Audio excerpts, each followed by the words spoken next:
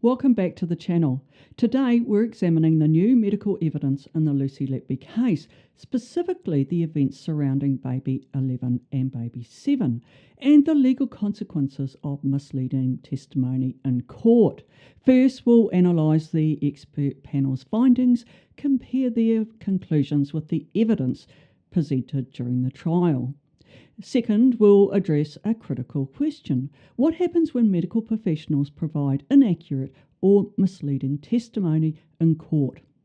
First up, I want to ask you a question. Have the neonatal care failures, as identified by Dr. Shu Lee in his media briefing, been reported to regulatory authorities?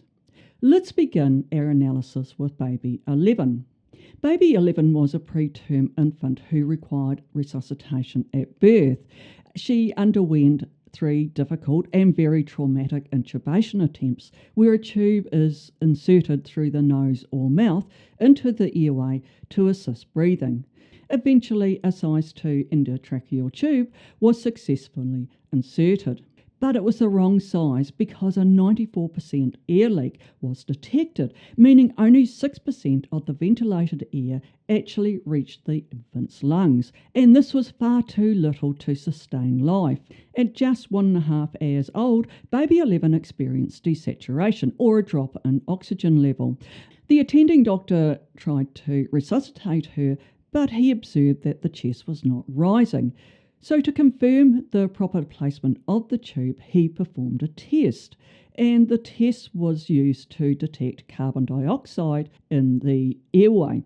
If the endotracheal tube was correctly positioned, the test would come back with a reading of carbon dioxide at a particular level. But it did not, and this indicated to the doctor that the tube was wrongly placed. The doctor then removed the tube and reintubated baby 11, and she stabilised before being transferred to another hospital for care. But what of the allegation he made against Lucy Letby? Despite the problematic intubation, the doctor went on to allege that Lucy Letby deliberately dislodged baby 11's endotracheal tube, and he further claimed that she turned off the incubator alarms to delay emergency intervention. But does the evidence support his claims? A closer examination of the case suggests an alternative explanation for baby 11's collapse. First, a 94% air leak meant that whether using a bag mask or a mechanical ventilator, the majority of the air was escaping, preventing proper lung inflation. And this alone could explain why baby 11's chest failed to rise during resuscitation. The doctor also used a neonatal. It's a safety device to prevent overinflation of the lung, preventing injury. However, the lung spaces had collapsed, and that demanded a higher pressure being used to reopen them, and that is something that the neonatal simply cannot do. It's just not designed to do that, and this may have contributed to the resuscitation difficulties. Further, there was a misinterpretation of the test involving CO2 levels. This is the test that was used to confirm the proper placement of the ET tube. However, with a severe air leak, most of the CO2 escaped, and this would make detection of the CO2 extremely difficult. The doctor also misinterpreted the test results, leading to the incorrect conclusions that the tube had been deliberately displaced, when in fact it probably had been correctly placed. Furthermore, while the doctor claimed that he did not hear the alarm sounding on the incubator, a nurse testified that she did hear the alarm upon re-entering the unit, and this directly contradicts his statement.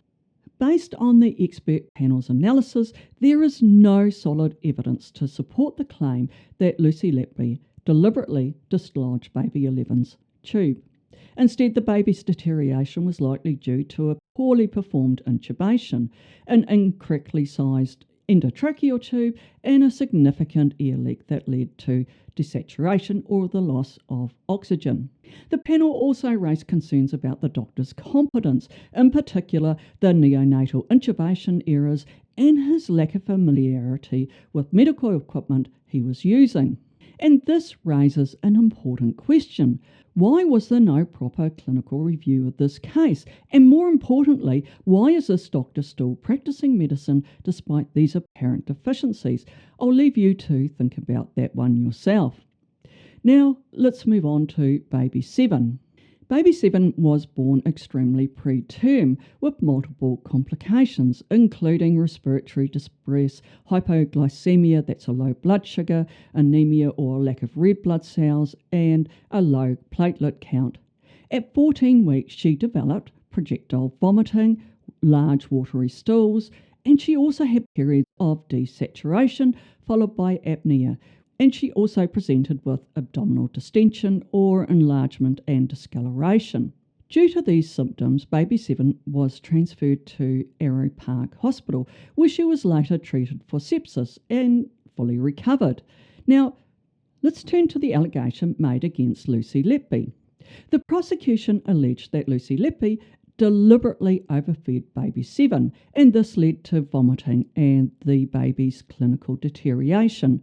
They also claimed that Letby intentionally injected air into the baby's stomach via a nasal gastric tube, and this caused the damage to the diaphragm, leading to respiratory failure. So, what did the medical expert panel have to say on this? Well, they disputed these claims, stating that baby 7's symptoms were consistent with sepsis or an infection and not deliberate harm. Baby 7's vomiting and apnea were early signs of an infection, possibly from enterovirus. Her C-reactive protein levels, a key inflammatory marker, continued to rise even after transfer to another hospital. And again, this is consistent with an infection, not deliberate harm being done to the baby. Moreover, overfeeding does not cause large watery stools, but enterovirus infections do.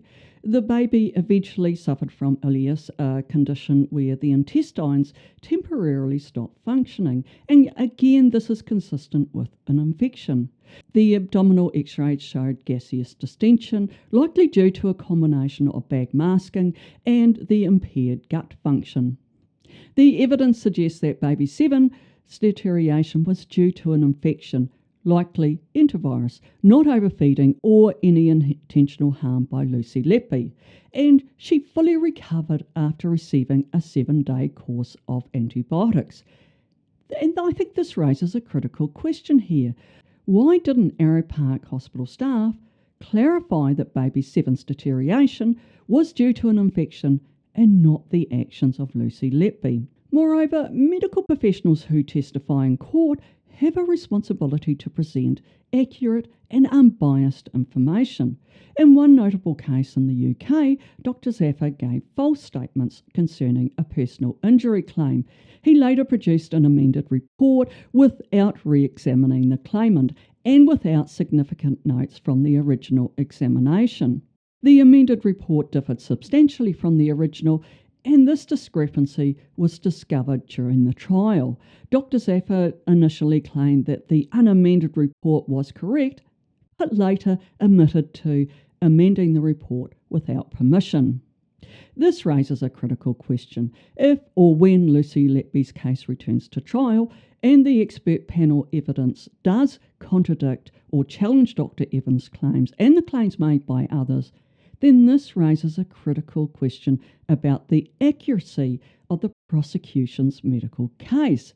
Dr. Zaffer was found in contempt of court and received a 6-month prison sentence, suspended for 2 years. This lenient punishment arguably undermines the purpose of imposing prison sentences, which is meant to deter others from engaging in similar misconduct. Providing false testimony in court is a serious offence, and it should come with severe legal consequences. In the UK, perjury or the giving of false evidence under oath carries a prison sentence up to 7 years, or if someone has been found to have perverted the course of justice, this leads to imprisonment. Similarly, contempt of court or misleading a court can result in fines or imprisonment up to 2 years or even both. Additionally, providing false testimony in court can reopen cases that are closed and trigger appeals. This can lead to convictions being overturned, and it affects both the reputation of the justice system and the individuals involved. The primary goal in giving medical evidence is to assist the court in understanding the medical facts of the case, not to advocate for either side.